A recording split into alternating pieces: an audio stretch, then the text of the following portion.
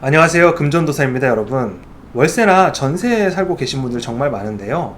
월세가 빠져나가는 순간 이 돈이면 차라리 대출받고 집 사는 게 낫지 않나? 한 번쯤은 이런 생각 해보신 적 있으시죠? 근데 현실적으로 집 사는 게 정말 쉽지 않습니다. 청약은 하늘의 별 따기고 또 집값은 계속해서 오르고 있기 때문에 그냥 포기 상태로 사는 분들 정말 많아요.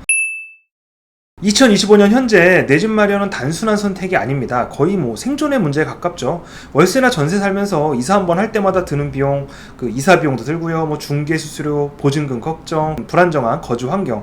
이게 단순히 사는 문제를 넘어서 삶의 질이나 심리적 안정, 미래 계획까지도 영향을 줍니다. 보통 2년 단위로 이제 계약을 많이 하시는데 2년마다 이사를 하게 되면 이사 비용 또한 만만치 않습니다. 저도 작년에 이사를 했는데요. 이것저것 하니까 한 200~300만 원 정도 돈이 들고 또 이사할 때마다 가구도 새로 맞춰야 되고 또 버리는 물건들도 있고 망가지는 것들도 있고 하다 보니 200~300만 원이라고 쳤을 때 한 달에 10만 원에서 20만 원 꼴로 더 비용을 부담하는 셈이에요. 내 집 마련이 되어 있다면 그 돈도 내 자산을 늘리는데 그만큼 도움이 되겠죠. 그런데 문제는 이 내 집 마련이 점점 더 머나먼 꿈의 이야기가 되어가고 있다는 거예요. 청약은 무주택 기간과 가점 싸움이고요. 이 수도권은 대출 규제가 너무 심해서 대출로는 집값의 거의 절반도 못 따라가고 이 전세자금 대출마저도 점점 어려워지고 있습니다. 대출 금리는 높은데 집값은 내려가지도 않고요. 오늘 아침에 제가 뉴스를 보니 이 대출 조건이 좀 더 까다로워졌더라고요. 그래서 결국엔 많은 사람들이 포기하고 멈춰서게 됩니다. 나도 언젠간 집을 살 수 있을까? 그런 생각 참 많이 하시죠? 실제로 이런 고민을 하는 분들이 정말 많기 때문에 예를 들어서 제 고객 중에 이런 분이 계셨어요. 32살인데 결혼 2년 되셨고요. 맞벌이 부부세요.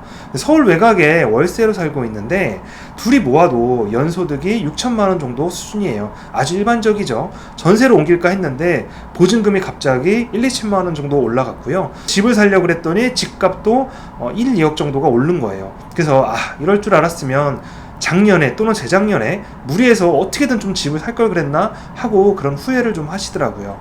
근데 이게 단순히 타이밍 문제가 아니에요. 많은 분들이 그렇게 생각해요.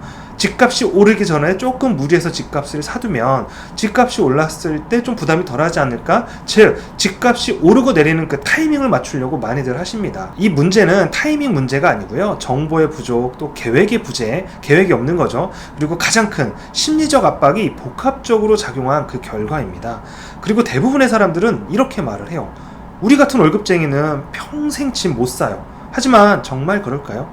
여기서 제가 해결 방안을 좀 제시해 드리겠습니다. 전략적인 자산 관리를 하셔야 되는데 이 내 집 마련은 단순히 집을 사는 행위가 아닙니다. 장기적인 자산 관리의 이제 핵심이자 전략이고요. 언제 어떻게 준비하느냐에 따라서 그 결과가 완전히 달라지는 게임이에요. 단순하게 부동산이라는 투자 자산을 사는 게 아니라 내 삶의 질을 결정할 수 있는 나의 터전, 그리고 내 인생의 가장 주축이 되는 삶의 공간의 문제이기도 합니다.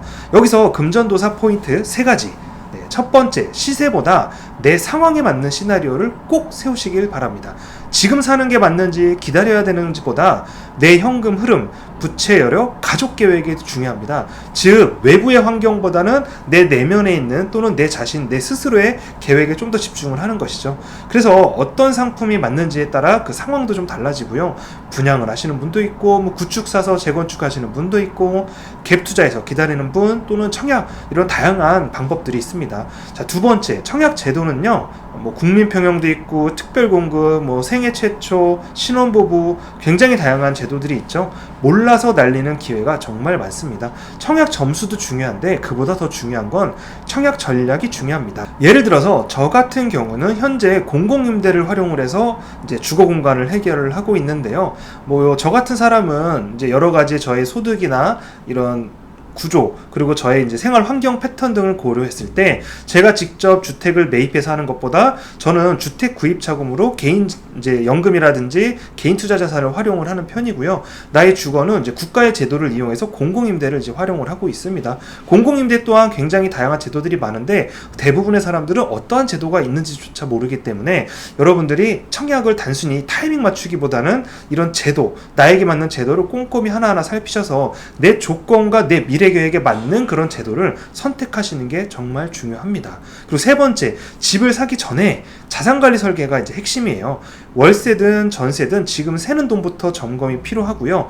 비상금, 뭐 투자금, 대출 상환, 내 자산 포트폴리오를 먼저 점검을 하셔서 현금 흐름을 꼭 점검을 하셔야 돼요. 그렇게 접근을 하셔야 무리하지 않게 집을 구입을 하실 수 있고, 또 외부에 이런 집값이 오르고 내리는 타이밍보다는 나에게 맞는 그런 전략을 이제 수립하실 수가 있습니다. 그래서 무리한 대출 절대 하면 안 되고요. 내 친구가 주택을 샀다고 해서, 또는 주변에 내 동료가 누군가 뭐 주택 사서 얼마 돈을 벌었다 이런 말에 너무 현혹되지 마시고요. 즉 감정적인 결정은 굉장히 위험하기 때문에 계획적이고 체계적인 그런 금융 전략이 반드시 필요합니다. 제가 늘 드리는 말씀이지만 혼자 하기 어려우신 분들은 이 전문가의 도움을 한번 받아보세요. 내 집 마련은 나중에 돈 생기면 해야지 하는 일이 아니에요.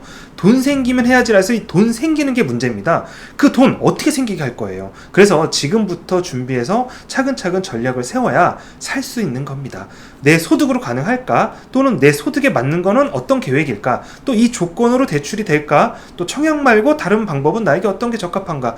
이런 고민들을 너무 혼자 끙끙대고 뭐 검색하고 유튜브 영상 보느라 시간 낭비하지 마시고요. 자산관리 전문가와 함께 계획을 세우고 현실적인 전략을 한번 설계해 보세요. 이런 전문가들은 여러분 한 분의 계획만 수립해 드리는 것이 아니라 많은 경험과 다양한 사례들이 있기 때문에 미처 생각하시지 못한 그런 방법과 이런 사례들을 알고 있기 때문에 도움이 되실 겁니다. 돈을 아끼는 것도 중요하지만 이 돈을 어디에 어떻게 써야 되는지 아는 것이 더 중요하기 때문에 지금이 바로 미래의 내 집을 위한 첫걸음을 시작할 타이밍입니다.